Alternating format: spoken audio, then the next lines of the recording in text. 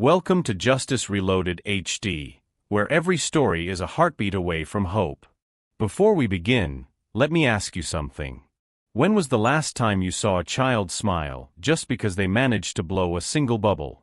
Not because someone bought them a toy. Not because they won a game.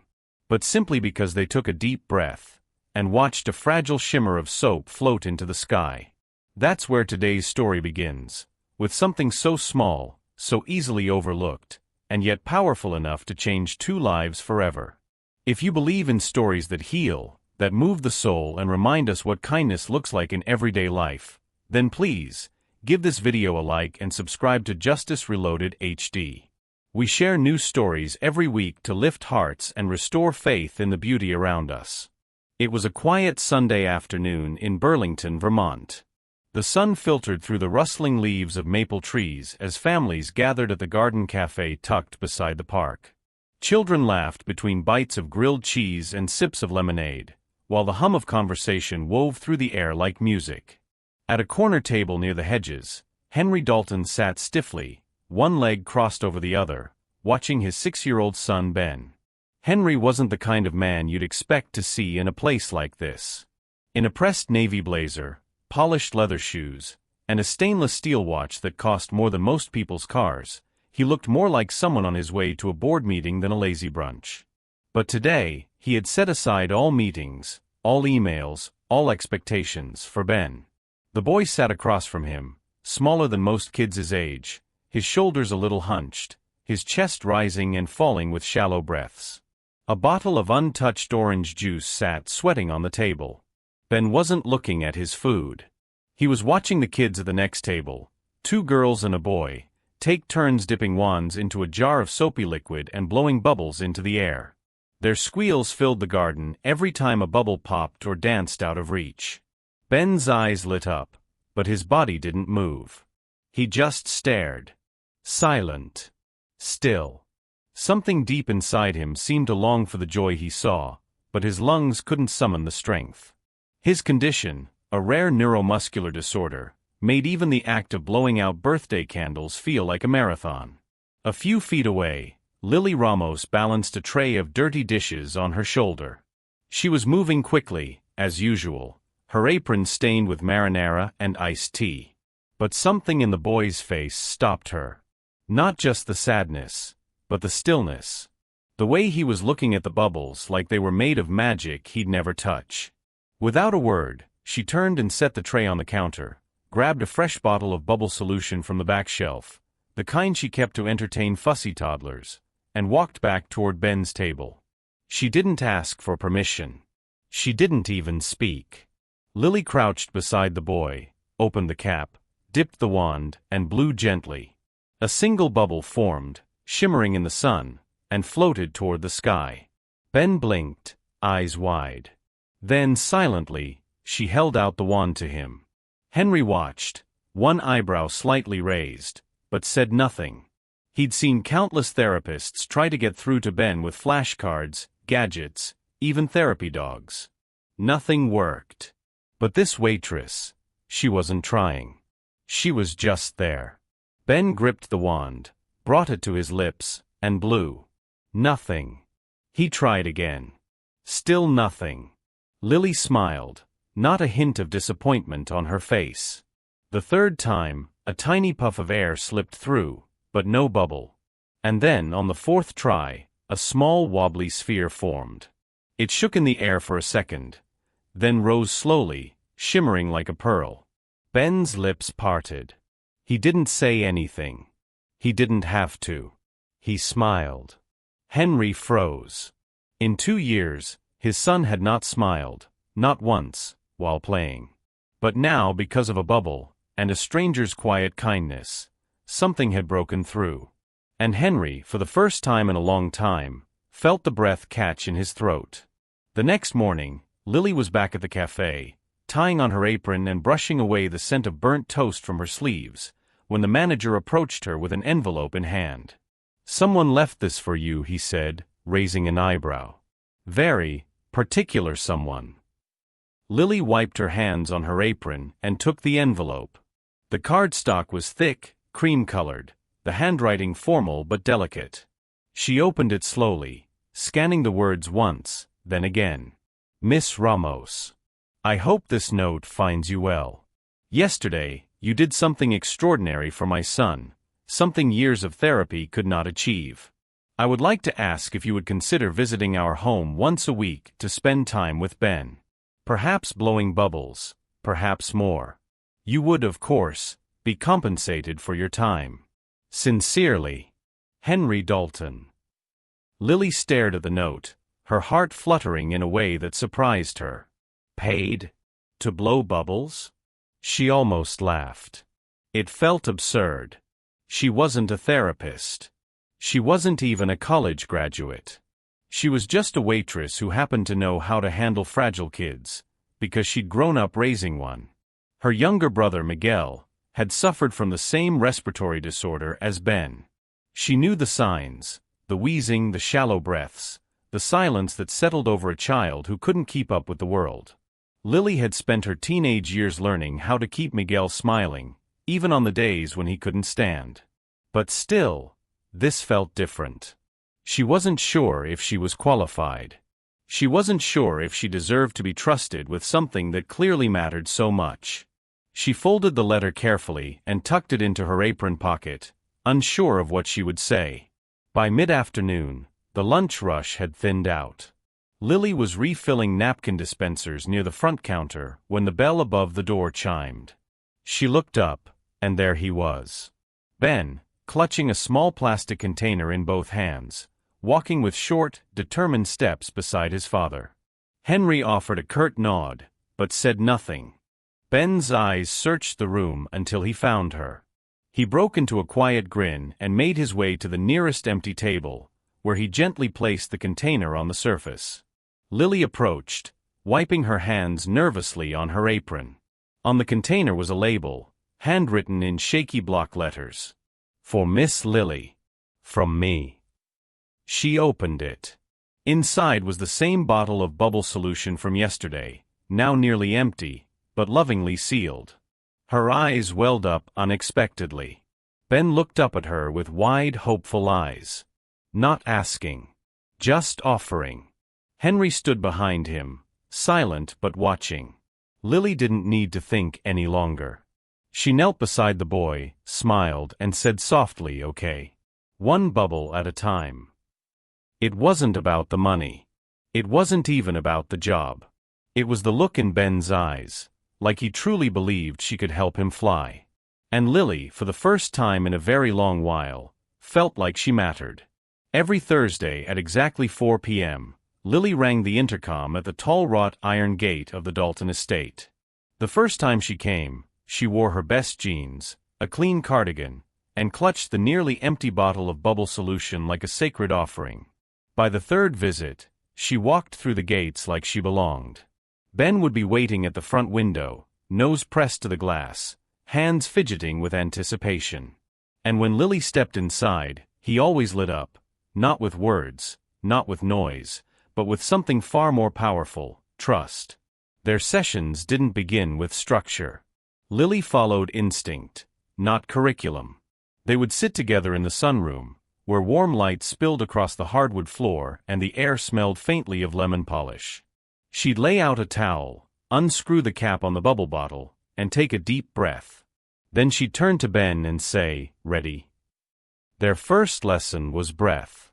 Deep, controlled, patient breath. "In through your nose," she'd whisper, placing her hand gently on her chest. "Out through your mouth. Slow, like we're filling up a balloon." Ben watched closely, mimicked her, struggled. But week by week, his breathing deepened, steadied. He began to understand how his own body worked, not through diagrams or medical devices, but through play. They invented games. One afternoon, Lily challenged him to see who could blow the longest bubble streak. Ben giggled for the first time when her bubble popped on her nose. It was barely a sound, but it sent goosebumps down her arms. Another day, when Ben seemed quiet and withdrawn, Lily introduced a new idea: bubble signals. "One bubble means you're happy," she explained, holding up a single finger. "Two bubbles means you're feeling sad. Ben blinked, then slowly dipped the wand and blew. 2 small bubbles rose and wobbled in the air. Lily nodded. Okay. Sad today. From then on, they had their own language. Bubbles became his voice when words still failed. But slowly, almost miraculously, the words began to come too. Again, he whispered one afternoon, pointing at the wand. Big, he said on another day, eyes wide at the size of a floating sphere. Tiny steps, but monumental in Henry's eyes. He watched from the hallway at first, arms crossed, phone always in hand. His son's therapists had all spoken in terms of progress charts, insurance coverage, and clinical milestones. They never mentioned bubbles. They never laughed. They never knelt down and let a child teach them what joy looked like. One Thursday, as Lily and Ben took turns blowing bubbles into the golden afternoon light, Henry put his phone face down on the entryway table. And then, without a word, he sat. He sat and watched his son laugh. Not because of a machine. Not because of a treatment. But because of a bubble. And a girl who believed in them. In that quiet moment, for the first time in years, Henry didn't see a diagnosis. He saw his son. Just a little boy chasing floating circles of light, and somehow, finally, catching them. It started with a hug.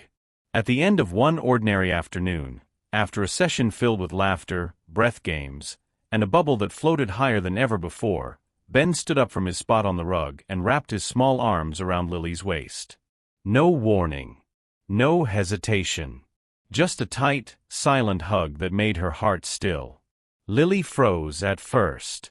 Then slowly, she knelt to his level and returned the embrace, holding him gently like a piece of glass she didn't want to break. Ben buried his face into her shoulder and stayed there for several seconds, like he had finally found a safe place to land. From that day forward, it became a ritual. Every visit ended the same way, with a hug that said more than either of them could put into words. Henry watched. At first, he felt something stir in his chest. A warmth. Gratitude. Even awe. Lily had brought out something in his son no one else could. Ben was talking more, walking farther, smiling deeper. His progress was no longer measured in syllables or medical reports. It was in hugs, in laughter, in life. But the warmth didn't last. Because with each hug, a different feeling crept in. Fear. It came slowly, like a shadow in the late afternoon sun. Henry, who had once been comforted by Lily's presence, began to feel unsettled. Ben wasn't just improving, he was bonding. Growing attached. Dependent. And Henry knew, all too well, what it meant to lose someone. He had lost his wife in a car accident 6 years ago. One blink. One turn. One shattered windshield. And suddenly, he was a single father with a grieving toddler and a silence that stretched through every hallway of his mansion. Since then, Henry had built walls, not just around his house, but around his heart. And now, here was this young woman, bright, caring, full of messy compassion, stepping over those walls like they didn't exist. It scared him. He started pulling back. Speaking less. Watching with a critical eye. Some days, he cut their sessions short without explanation. Other days, he stayed in his study with the door closed, pretending not to hear the laughter echoing down the stairs. Lily noticed the change. His distance. The coolness in his voice. But she didn't push. She knew the language of withdrawal all too well. One evening, after Ben had gone to bed and the house had fallen into that heavy stillness only old houses know, Henry stood at the kitchen counter, stirring his untouched coffee. Lily was gathering her things to leave when he finally spoke. "If you left," he said without looking at her, "what would happen to him?" Lily turned slowly. The weight of the question settled between them like a fog. She didn't answer right away. Because the truth was, she didn't know. And more than that, she didn't want to know. But the question did more than cast doubt on Ben's well-being. It struck something deeper in her. A memory. A scar. She was 10 when her mother walked out. No warning. No goodbye. Just gone. And every year after, Lily had sworn never to be the kind of person who left without reason. Now, standing in this marble kitchen under the dim glow of pendant lights, being asked that question, it shook her. She lowered her gaze and whispered, "That's not something I ever want to find out." Then she left, quietly, before her voice could crack. It started with a phone call. Then 3 more. Then a knock at the front door by a local reporter with a microphone and too much curiosity. Someone had recorded it, Lily in the sun-drenched backyard, kneeling beside Ben as he chased Bubbles across the grass, laughing breathlessly. The video was short, maybe 40 seconds. But it was enough. Enough to go viral. The caption read, "Billionaire hires waitress to blow bubbles for his sick son. Heartwarming or just sad?" Within hours, it was everywhere, shared, commented, dissected. Some people thought it was sweet. Others saw mockery. And a few accused Lily of exploiting the boy, calling her an attention seeker, and questioning why a child so fragile was being paraded on camera. Henry saw the clip the next morning, forwarded by a colleague with no subject line. He watched it once. Then again. His jaw tightened. He didn't wait to ask questions. By the time Lily arrived for her regular Thursday visit, the gates didn't open. She stood outside for several minutes before a guard finally stepped out and handed her a folded note. It was brief. Sharp. "All visits are suspended indefinitely. Thank you for your time." No signature. No explanation. Just a cold wall where warmth used to be. Lily stood there for a moment, stunned. Her heart pounded, not with guilt, but with confusion. She hadn't posted the video. She hadn't even known someone was recording. All she had done was kneel beside a boy who trusted her, and helped him breathe. But there was no one to tell that to. No one to listen. She walked back to her car, sat behind the wheel, and stared at the bottle of bubble solution rolling gently on the passenger seat. The same one from their very first day. That night, inside the Dalton house, Ben sat at the foot of the stairs. No TV. No toys. Just silence. He had asked for Lily 3 times. Each time, Henry gave a different answer. "She's busy, she can't come today, maybe next week." But Ben wasn't stupid. He may have struggled with speech, but he understood distance. Absence. Loss. And when he finally realized she wasn't coming, he cried. Not loudly. Not with tantrums. But with slow, desperate gasps, tiny sobs that his lungs couldn't quite keep up with. His chest heaved. His lips trembled. But no sound came. Just the wetness on his cheeks and the look in his eyes that shattered something inside Henry. Still, Henry didn't call her. Lily, meanwhile, didn't try to defend herself. She didn't beg. She didn't argue. Instead, she returned the next morning at sunrise, while the gate was still closed and no one was watching.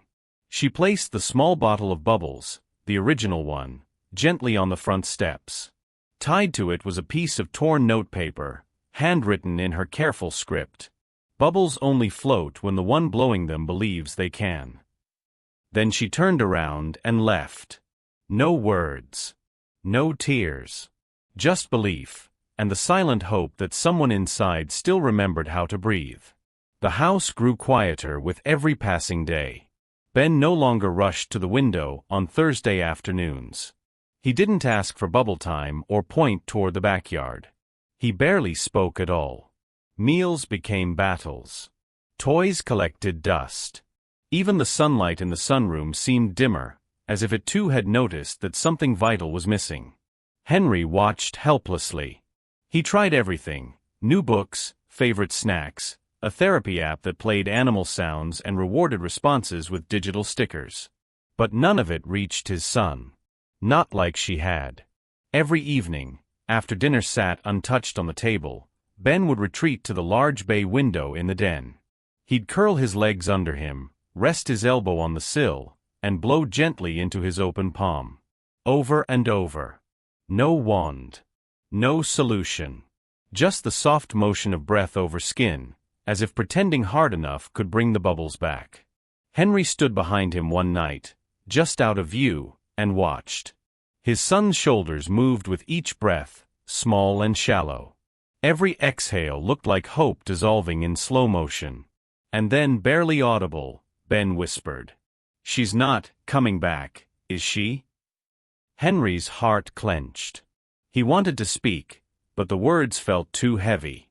Instead, he walked to the bookshelf, opened the drawer where he had stashed away the returned bottle, and pulled it out. He unscrewed the cap with trembling fingers, dipped the wand, and tried to blow. Nothing. He tried again, harder this time. Still nothing. Just a sad, wet pop that landed on his own shoe. Ben turned to look at him, eyes wide with quiet disappointment. Not angry. Not frustrated. Just hurt. And then, for the first time in weeks, tears spilled down his cheeks, not silent this time, but full-bodied sobs that shook his fragile frame. He didn't speak. He just cried, his whole face crumpling in confusion and pain. Henry dropped to his knees. He reached out instinctively, but stopped short, unsure how to fix something so delicate, so broken. "I'm sorry," he whispered. "I thought I was protecting you." Ben didn't respond, but he didn't pull away either. Henry looked down at the wand in his hand, dripping slightly onto the floor, and realized something he should have known long ago. Love isn't efficient. It isn't scheduled. It isn't something you outsource or manage from a distance. It's messy, vulnerable, soft like a bubble and just as easy to break. But it's also the only thing strong enough to lift someone back into the light. He looked back at his son, this little boy who had been through more than most grown men, and knew what he had to do. Not as a CEO. Not as a problem solver. But as a father. Finally ready to learn how to blow bubbles.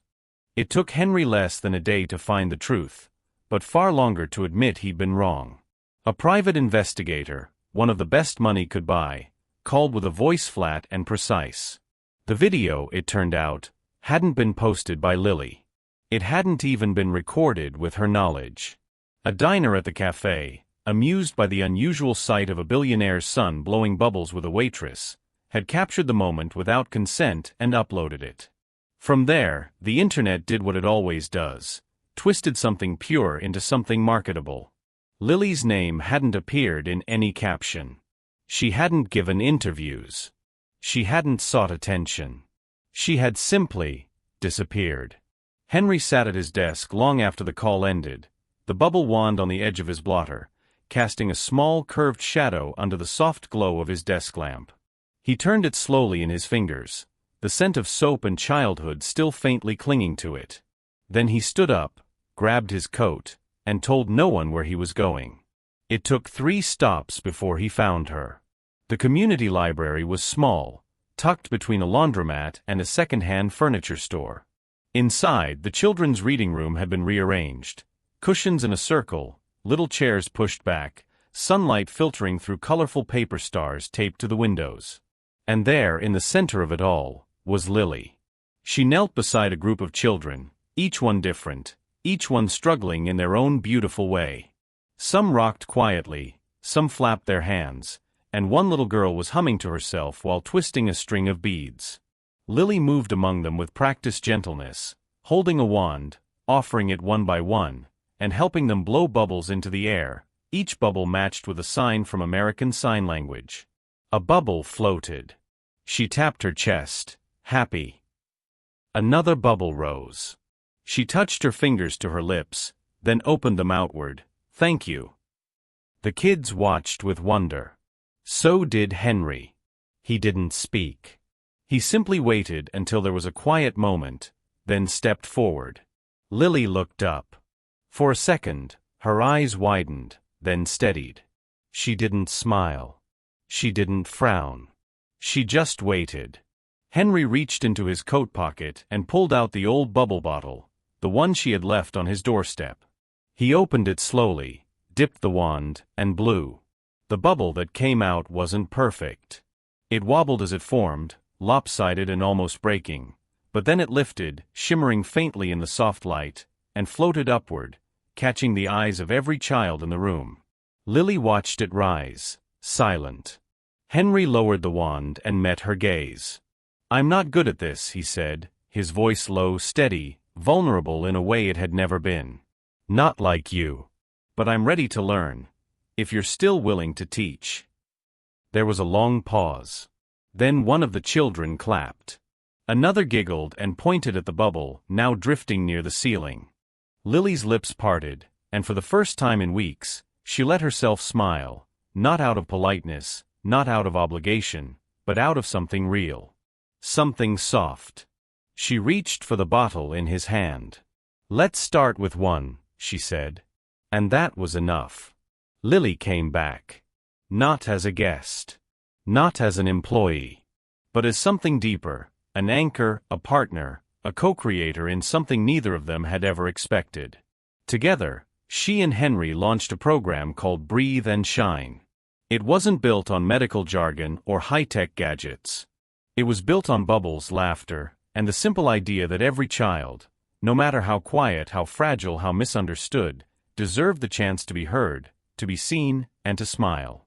They hosted weekly sessions at the community library first, then partnered with local schools, then hospitals. Word spread quickly. Parents of children with autism, sensory disorders, or speech delays came with cautious hope. What they found were soft rugs, open arms, and a room full of gentle joy. Lily taught them how to use bubbles as emotional cues. Henry, once the man who lived by spreadsheets and shareholder meetings, now passed out wands and offered encouragement like it was oxygen. The official launch event was held at a modest civic center one crisp spring afternoon.